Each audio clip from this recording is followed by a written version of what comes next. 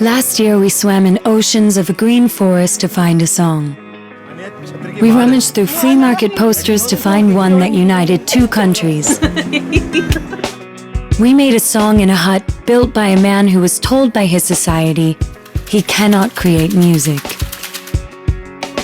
We found music in the furthest corners of the country because we found a group of people who believe that some things are just worth doing. And this year, we're expanding. Join us as we continue our voyage now with a brand new set of Dewarists and a galaxy of wide open spaces. Brothers in the Bollywood music industry are no new trend. However, this composer's songwriting and singer duo have maintained their unique appeal in a space completely their own. Salim and Sulaiman Merchant have gained critical acclaim with a number of hits in the past decade within the Hindi film industry. There are moments when it's impossible to imagine that Fin's blues-inspired, raw and finely structured music had started from his incredibly intense affair with trance and house. Today, Fin Greenall is an accomplished British singer-songwriter, DJ, producer and guitarist who has been instrumental in forming a large share of the underground music scene that Britain is known for. Shafqat Amanat Ali Khan's music reminds you that melody is still the backbone of impressive music. The Pakistani singer is known for the quiet grandeur and spirituality his voice lends to his music. He's no stranger to India, having been a part of Bollywood through its incredible industry of soundtracks and playback singers. I'm Monica Dogra, a singer, songwriter, and one half of electro rock act Shire and Funk. Join me as we travel far and wide to bring you stories, moments, and songs that remind us time and again that some things are just worth doing. Welcome to the Dewarists.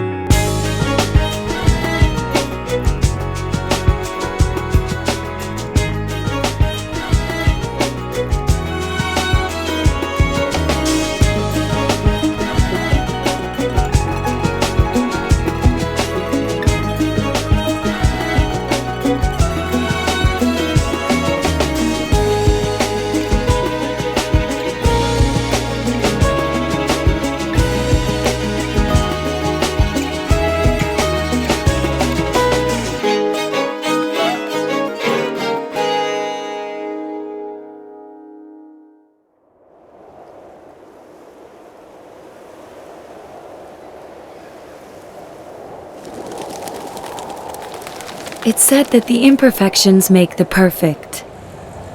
Mumbai's charm lies in its extreme contrasts, the moments of pure opposites that make it a city of dreams.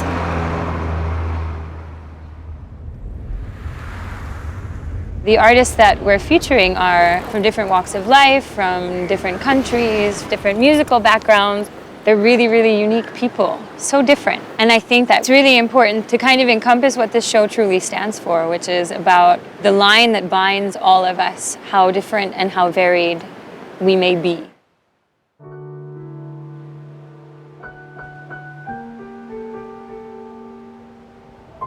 Mumbai's multicultural and colorful history presents us with a perfectly extraordinary starting point to present our first collaborator.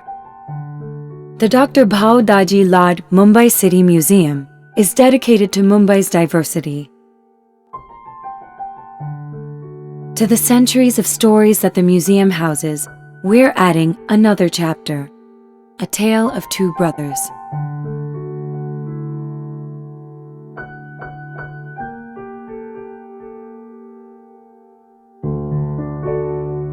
Sulaiman and me belong to the Ismaili Khoja community. My father was a pioneer in music. We had an orchestra and my dad was the leader. My dad was actually the first person to introduce me to music. He lived in South India for 15-20 years doing music. Came to Bombay, he did a couple of films, which unfortunately didn't do very well. So he decided to manufacture musical instruments. When we were born, we had keyboards and various percussions and all that for toys.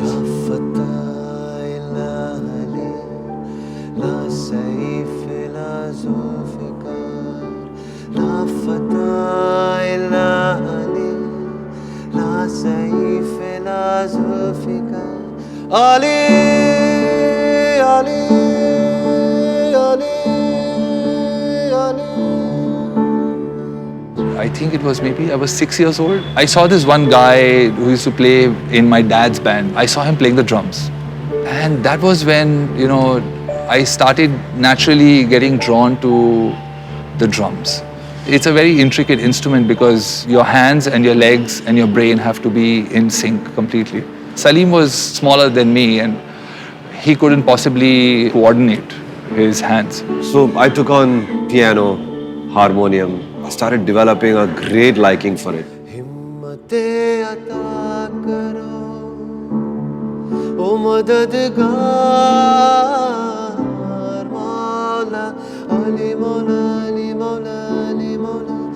I would finish my school, quickly go back home, finish my homework, and come back into this music room, down the shutters, close the doors, and I would just sit and play for hours. And I met a couple of friends, we started a band, and we would jam on Sundays. I would carry my drum kit all the way, set it up, perform in a garage, sweating, just, miserable conditions. But I was loving it.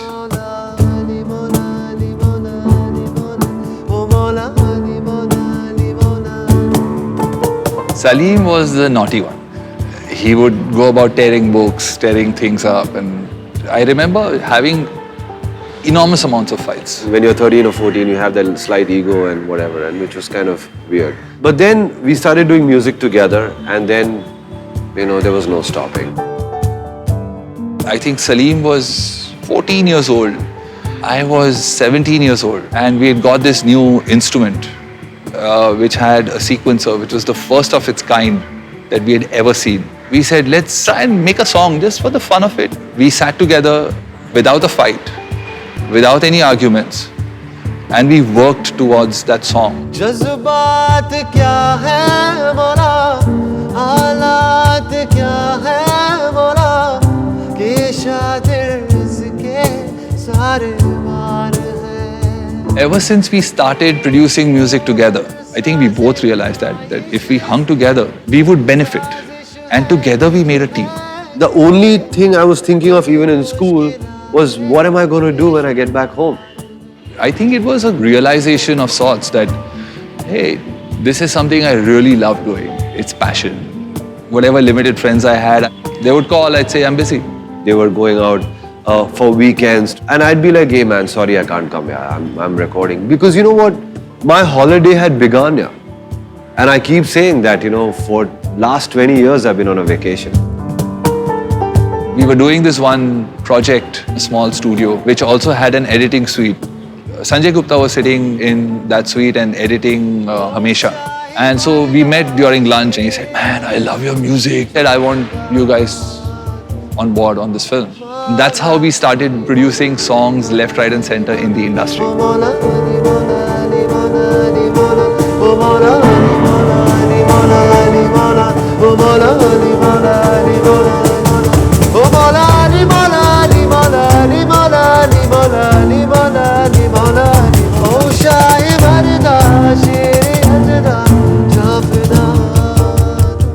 I remember this one moment when I was watching T20 and I heard Chak De India. I was like, wow, this is being heard by millions of people and millions of people are laughing and dancing on the song. You feel really proud that you've been able to give the nation an anthem which they can relate to in happy times.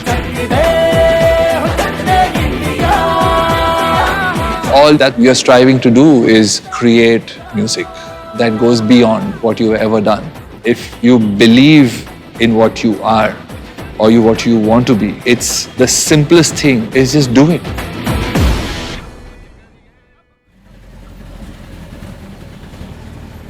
Our story is incomplete without a complete cast of characters.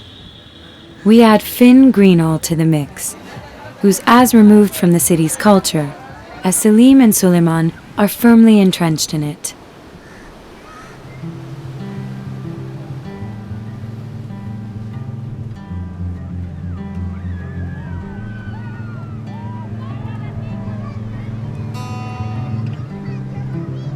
Where do we go from here? Where do we go?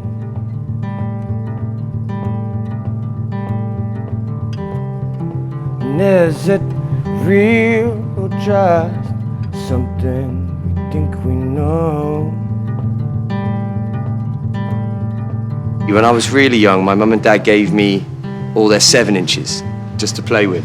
I can remember what they smell like and the dust. So it's no surprise that I became a DJ after that. So when I went to uni, I didn't waste a second. I formed an electronic band, and a couple of months later we got signed. The fact is, put out quite a big record, and we got paid about £200, which is pretty bad, even then. Sometimes you've got to trade off experience for money, you know? Let the greedy people take their money and be greedy, and you get paid in a different way. Sometimes it's just as valuable to learn how not to do something as it is to how to do something, you know? And all of us, and all of us, and all of us, and all of us. Us and everyone else at the time suddenly realised that you could make a record for £1,000. You could do it in your bedroom, so we all borrowed the money that you're supposed to spend on books and spend it on computers and synthesizers and things like that. And we recorded our first album in a weekend.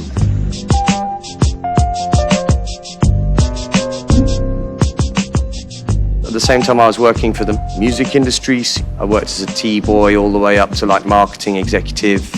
And while I was DJing at weekends, it was a super hectic life. We were working for the majors to learn the process. Like, we knew how to make thousands. How do you make millions? You know? And that's what they're really good at. It was a no-brainer. As soon as I stopped learning, I got out. You know? I just thought I chose quality of life over cash. We had to make a second album, and we split up over artistic differences. So I signed to Ninja and made trip-hop, and made a trip-hop album and DJ'd for about 7 years. All of us that were making trip-hop music, instrumental kind of hip-hop music, were either looking for a singer or a rapper. So instead of getting session singers in, I just did it myself. And when I played it to the label, I lied to them. I told them it was an American guy I just discovered this guy's really hot, it's really cute, so that we'd get an honest feedback. You know, is this worth it? And the label were like, yeah, he's good, he's really good, you know, you should definitely use this guy. When she leaves, she's just asking to be followed, yeah. When she walks out, all she wants is to be. When I was a producer making dance music, I was quite lonely. Not in life, but just in the studio. It's just you and a mouse. And when I got into a band, it was like sharing it with a family of people, your mates. And when I needed a drummer, I called Timmy. When I needed a bass player, I called Guy. I've known Guy for years. So they've been in bands forever together, so they're a really tight rhythm unit. When I started singer-songwriting, I decided that I was going to be honest and real. But it's also something that comes from the heart, and you've got to give a lot. As soon as we released the track Pretty Little Thing in 2006, it was instant. We were touring. Pretty little thing, no, hot little thing. We learned all the hard way doing it like that, which was really, really cool, because now when it's nice and the hotel's nice and the car's nice, we can appreciate it. When people come up to my mum in the supermarket and go, oh, my daughter loves your son. She loves that. When a new record comes out, she goes to the local record store in Cornwall and buys every copy. And I'm like, Mum, that means there's no more copies for anyone else to buy. You know, that's the worst thing you could do, you know, just I'll give you free ones. But she's like, no. Music gives me loads all the time. It really is a very giving mistress. I do love it.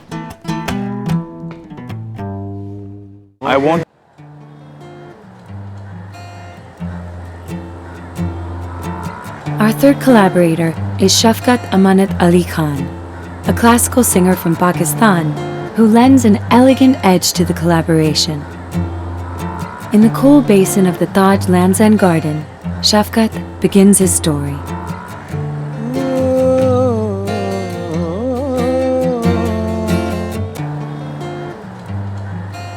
Originally, my family is from Patiala.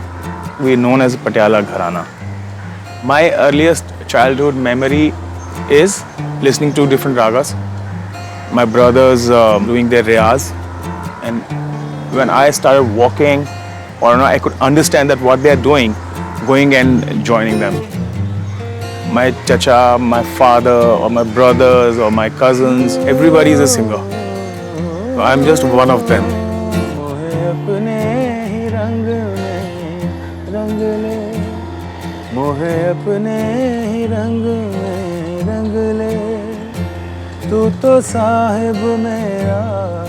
In our family, there's a tradition. The head of the family is normally your teacher, your mentor, your guru.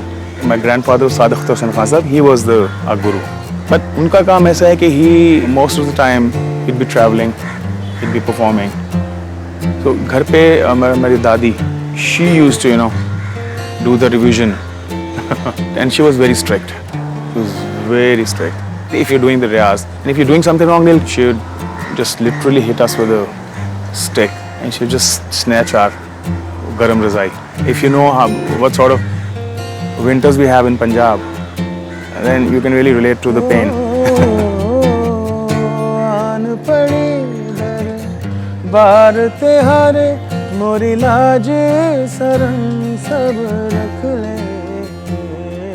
हमारे घराने में जोड़ी में गाने का रिवाज है. जिस तरह का एक ट्रेंड था, two people singing together as a जोड़ी. My eldest brother, he joined Ustad Fateh Ali Khan. My cousins, they were singing together, and I didn't have any co-singer with me. I used to think, how would I manage on stage? So I was pretty confused at that point of time, but then I decided that I should go to Karachi and look for some other style of singing. जो कुछ मांगे रंग की रंगाई मोरा जो बन गिरवे रख ले. I stayed in Karachi, kept working there. I want to shatter all those people's faith and dreams who think that if you're from a gharana, it's very easy for you to come into the music scene. It's not. It was as difficult for me as for any other singer in the world. I was a struggling artist. But that kind of, kept me going. Ke aa jao, ek jingle karo, take your money, leave. I used to stay in his studio only because it was easy for me. I used to sleep in a vocal booth. Then it used to be very comfortable for me. But now when I think of it, I really realize how can we sleep in a vocal booth? And I did all, name it, and I had done that to survive in Karachi and to keep producing good music. While I was struggling in Karachi, I met my band members and I said, let's form a band. There's a friend of ours and he said, what sort of music are you guys creating? I said, fusion. He said, why don't you name it Fusion? But really popular. It was a massive hit. And then there was no looking back. But then suddenly those insecurities, which every band has. So when I realized, then I thought there's no point, standing on the same stage and creating bad energy. I started working on my other album.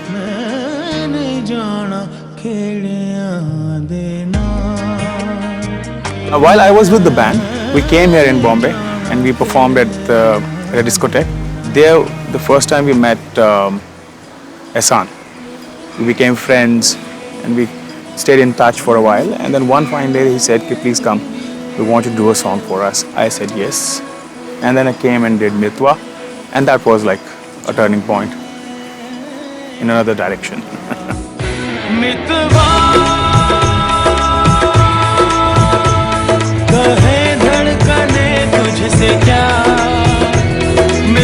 I would start that I'm a very good learner. I have, picked up something from every song. I have a sack with me always. That's where I keep throwing my experiences and, learning a little bit of, style of singing or mic technique or, anything new. Everything that I've heard till date, I use those experiences and those learnings.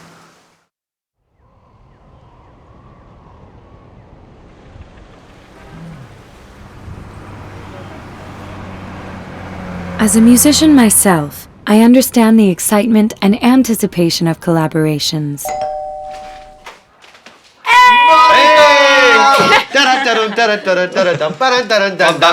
This one features 3 extremely differently stylized singers. One's on home turf, one's on familiar turf, and for the third, well, it's an alien landscape for him. It's the perfect recipe for producing something extraordinary. Speaking of this thing which you're going to do, any ideas? What about you, Shafqat? I'm sure you don't have anything. Thank you very much. At first there was kind of this, and I love it when this happens. This kind of like, I don't know, man, did you write anything? I don't know, did you write anything? We were just, I don't know. We were sitting in the studio yesterday and we were deciding, something a little more Indian, a little more folky, so that we can blend it with you. So, we did something. Let me hear what you guys have done. Yeah, I mean, I'm thinking. You write? What are you talking about? And then.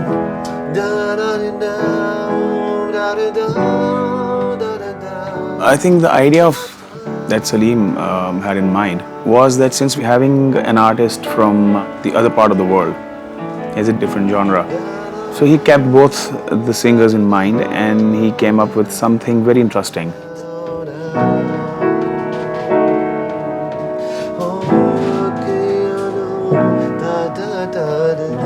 It's actually really surprising how much there is straight away in common. Music really is like quite universal. It really is, and already what they've written is so catchy. There comes the guitar finally. You can't resist it. Salim went to the piano and started playing, and then Fin reluctantly started to share some of the riffs that he was working on.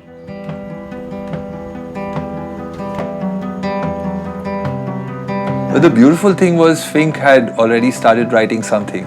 And it's funny and uncanny that when he played it, it sounded very similar to what we were doing. It's one of those magical things that happens when you're sitting together.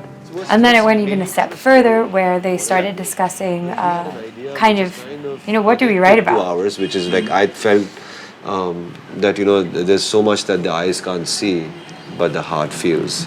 I'm trying to make an association with someone who's a lot bigger than me. I mean, that's only God, because when you talk to God, you become a beloved. Actually, the trip has started because we know what the melody is like.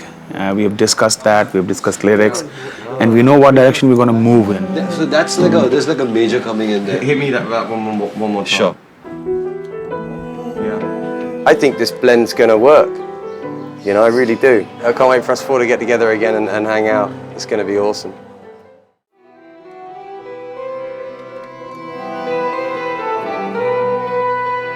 Tansen was said to have lit diyas with his voice. It's not impossible to believe that music can change and heal and elevate life into something more than survival. We're headed to a traditional qawwal performance, and I'm curious to see how it will alter or affect the tune our musicians have been developing so far.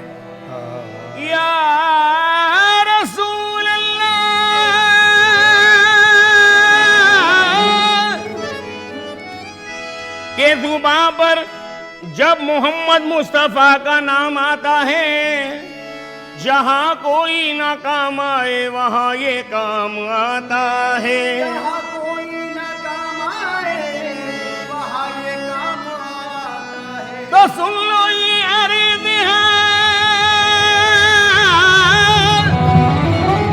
है करम का सवाल, इल्तिजा हो कबूल, मेरे प्यारे रसूल, मेरे प्यारे रसूल, मेरे प्यारे रसूल, मेरे प्यारे रसूल, सुन लो ये अर्ज़ है।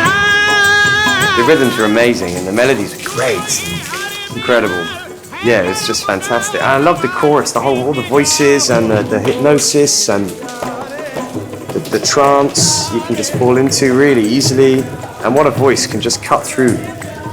And they cut through the rain and it was almost like the rain was like applauding.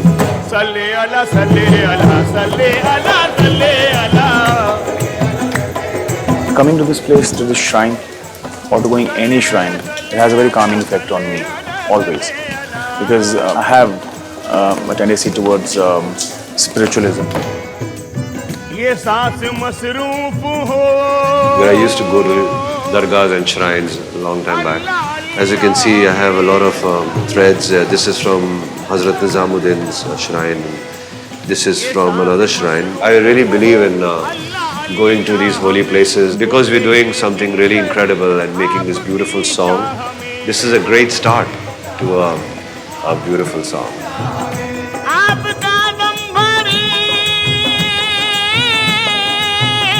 For Salim and Sulaiman and Shafqat, in a way, I think they wanted to present this Sufi emotion towards Fin, who also has, I think without even knowing it, has elements of a Sufi man inside of this folk musician.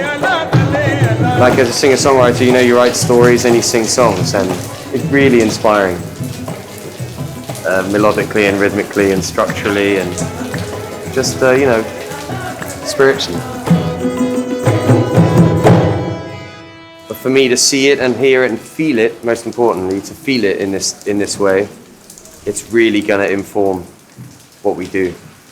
Which is perfect. That's exactly what we want. You know, we want this space and this place and that rhythm and that spiritual energy to seep into the collaboration as like an unseen force guiding them. Because when you follow the unseen forces, you usually end up somewhere grand.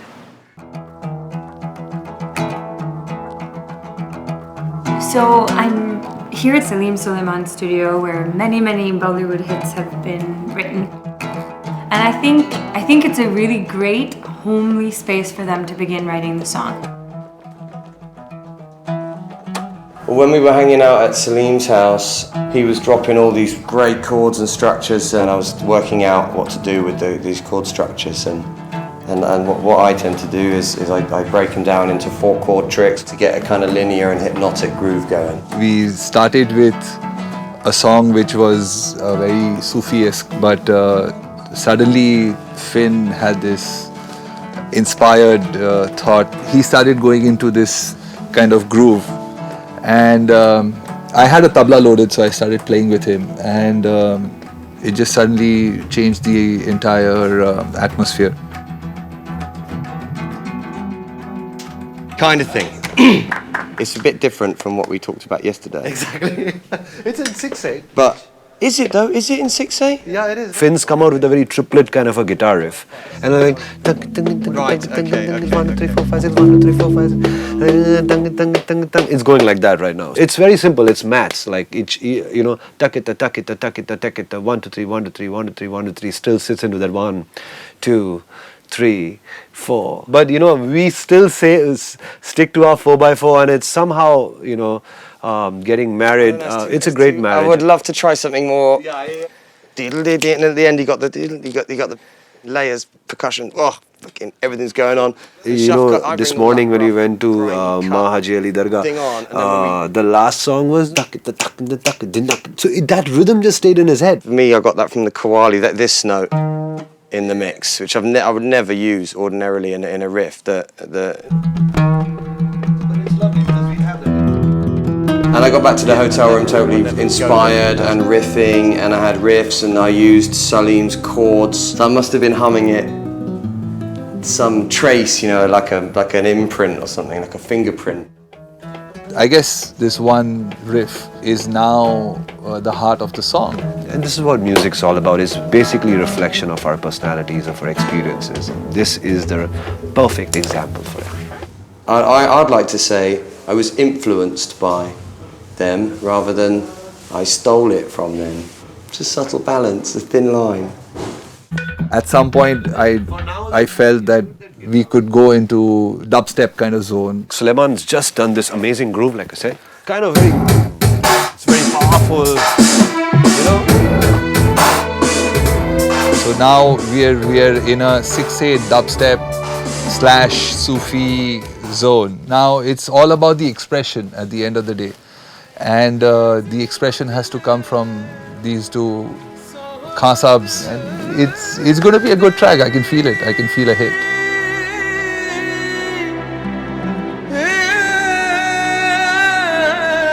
What I'm singing is mostly Punjabi. Definitely there's Sufism in it. Definitely this is about God. He is in every person. He lives there. But still you have to find him within yourself.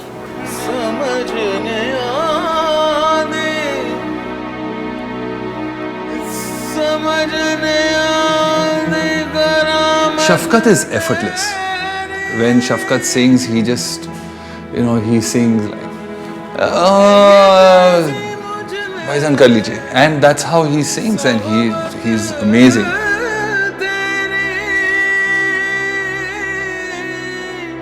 Shafqat did his thing, and he really is amazing. He can sing. He sings a little bit, and then he's just saving it for the take.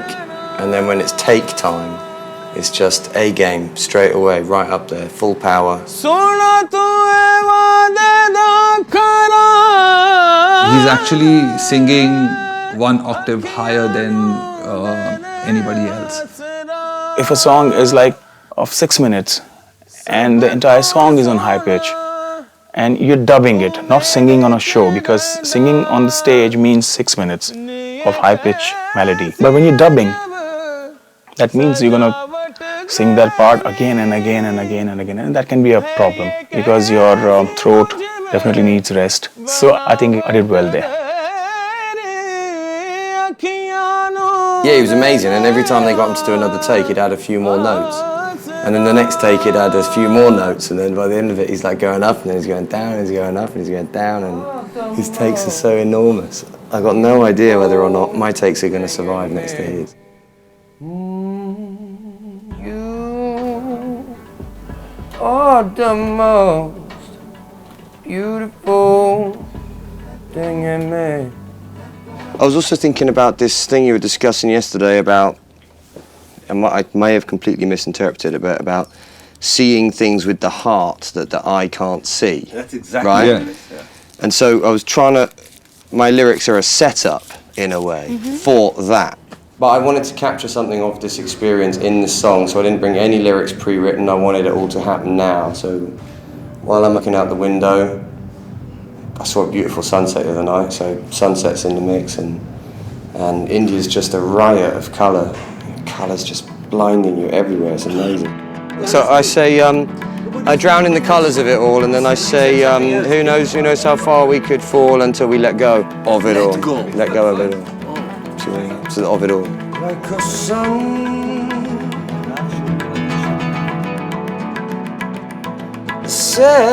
Fin has a very unique voice. In fact, wanted to have, at one point, I wanted to have a tone like him, with a little bit, huskiness and a little bit of, that scratchy voice.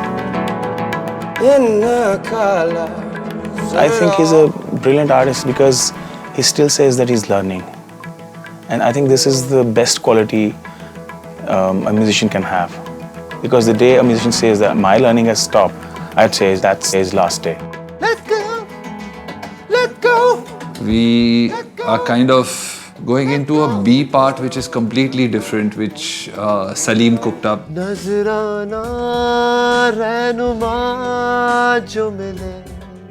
It's just been really nice to watch the process and kind of, hear what it sounds like to have Fin on the same track as Salim, on the same track as Shafqat, on the same track as Sulaiman. Salim comes in at a point where, they've all made their mark and Salim is doing his B part, which is in the middle of Shafqat and Fin.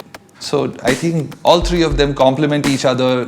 You never lose the dynamics in the song, which is very important. The point of collaboration is to step outside of your space and create a new space as a result of somebody else's influences, their journey, their sound. What we're asking for them to do is definitely a challenge, but in the same breath, we're just relying on the fact that they're phenomenal artists in their space, and I have faith, and probably all their fans have faith in it. People travel for decades looking for the meaning of life. Some find it in a crumbling villa off a forgotten road. Some find it in the cacophony of a forest at sunset.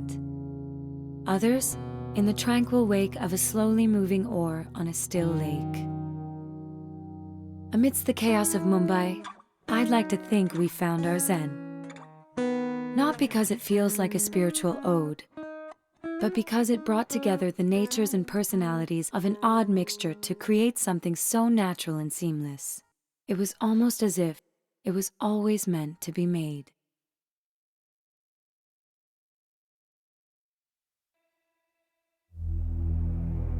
अखियाँ च वसदा नजर नहीं आंदा समझ नहीं आंदी करामत तेरी है ये कैसी मुझ में सोहबत तेरी अखियाँ नू दे दे आसरा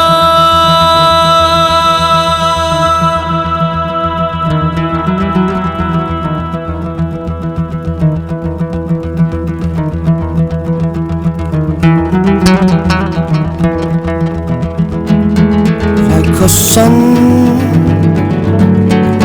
setting, slow motion, not drowning the color of it all. Let go, let go, let go, let go, let go, let go, let go, let go.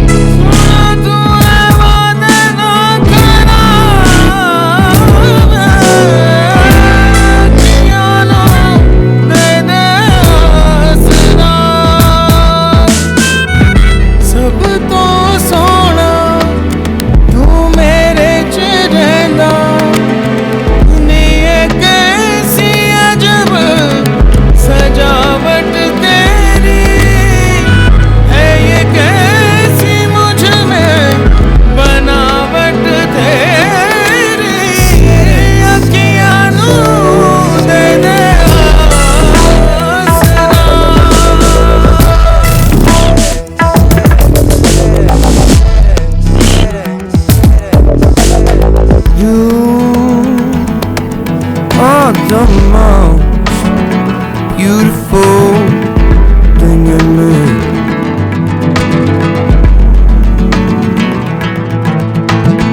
Not drowning the color of it all. Let go, let go, let go, let go of it all. Let go, let go of it all. Rosanna, to dua mein mile, mile, mile, mile, mile, mile,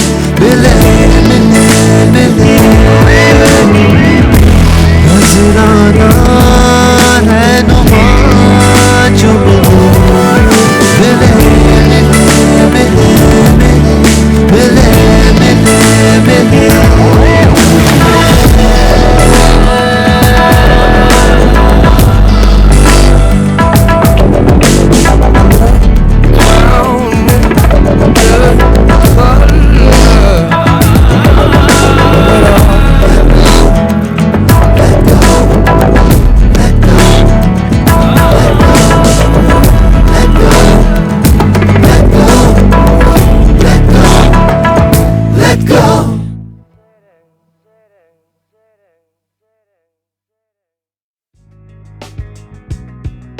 There are no words to describe what really happened besides magic.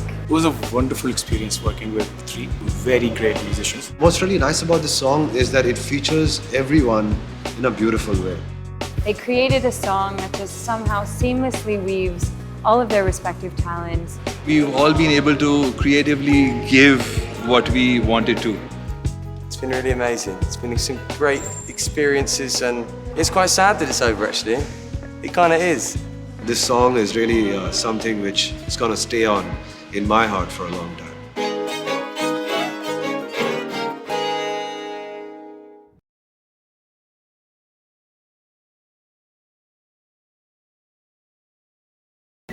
We're at Port Blair on the Andaman Islands.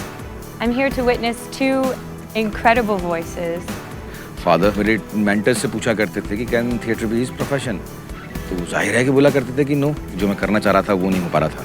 Always loved music the most. Music was deep down was just the thing that resonated most with my soul. जब से हैं अंडमान में तब से हम लोग जो है बहुत बढ़िया जिंदगी का रस ले रहे हैं. That ideology. There's a lot of political satire and sort of poking fun at the state of things and the state of the nation.